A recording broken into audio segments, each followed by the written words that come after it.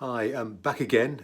This is day three, or working day three, since we closed our clinics last Friday. Day three of us being a virtual company.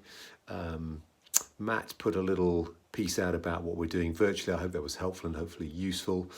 Since then, we've had our first bit of feedback from our clients. We put out a little survey just to say, how are you finding the experience? And I think the overwhelming message was it was really, really positive. Clients are loving the fact that we're doing stuff. There was some feedback about what we could do better in terms of the kit, the setup, helping them to tell them what they need to do to make sure everybody can see what everybody's doing. But overwhelmingly, a really positive response. We got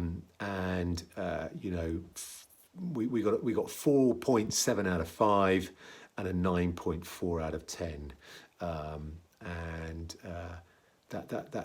That's amazing, given that we've only been doing it for 3 days. So that's fantastic. I won't say anything more about that. What I wanted to chat about was this was quarter day. This is the quarter day. So I expected some activity from our landlords, and sure enough, I've had some. So more activity today. And I just wanted to recap. If you hadn't seen the earlier video I did, I talked about what I think we're going to need in terms of support from our landlords. So my view today is we could be in effective lockdown for several months, and during that time we are all going to have had virtually no revenue coming in. And yes, the government's hopefully going to step in and pay some wages, etc., etc. But we're going to have no revenue, which is unprecedented, unbelievable. And because of that, I've gone out and I've asked all our landlords for a 6-month rent-free period. And the reason for that, just to recap again, is because if we kick the can down the road, when we get out of this the other side and we start trading again, we will have a wall of liabilities. So a rent holiday isn't going to cut the mustard here and isn't going to be enough, because otherwise you'll come out the other end owing lots and lots of money to lots and lots of people.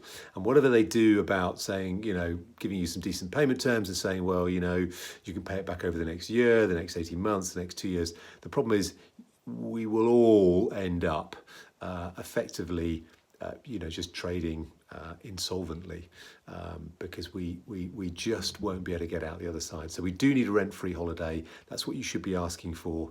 And just to give you a sense of what I've seen today, we've got 14 landlords, so it's a lot of conversations. I think I said in my previous little shot clip, talk to them early, keep talking to them. As best you can. Those are going to be tough conversations, but don't shy away from having them. There's been lots and lots of sympathy that I've heard. There's been lots of recognition that these are extraordinary times, and you should expect to see a range of different responses. Most of them have been supportive. I think the majority of ours haven't committed to anything yet. And I guess, if you put yourself in their shoes, they might have bought the building with support from a bank, or they borrowed the money to do so. They'll all have their own organisations, and they'll all have their own people they need to support and pay. So they've got their own challenges too as landlords. So I think you should probably expect the vast majority probably not to commit to anything, but hopefully make some reassuring noises and be prepared to keep talking to you. We've not paid any of our rents, and that's been a consistent line we've taken with all of our 14 landlords. I'm not suggesting what the right thing for you to do is, but that's what we've done. We have paid the service charge, not quarterly upfront. Half of our properties actually are on monthly payments, which is great. I do have a bit of an issue with this lovely antiquated way that things still operate in the property world, and that's fairly Victorian in the sense that you pay for something 3 months in advance. I'm not sure there's any other industry or business where that's the norm, where you pay for something 3 months upfront in advance.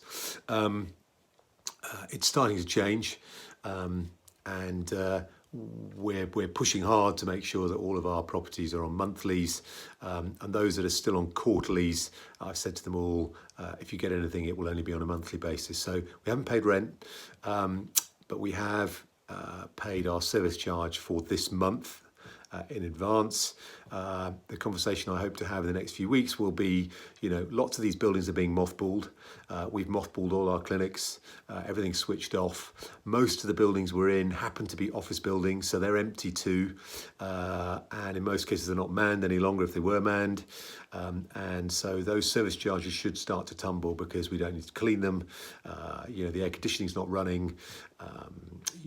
There's nobody on security, or if there is, well, there might be, I suppose, in some of those buildings, but they've all effectively shut down. So hopefully whatever we were going to get charged next month, that should start to be being reduced. So that's what we've done. And as I said, a number haven't committed to say anything. We've had one who's, with some conditions attached, agreed to a 6-month rent-free period. I've had one today, another offer now of a 3-month rent-free period, a firm offer with a kind of document to sign supporting that. We've had a number of rent holiday offers, which again, I need to go back to and say that's fantastic, thank you, that's helping with cash flow and I do appreciate it.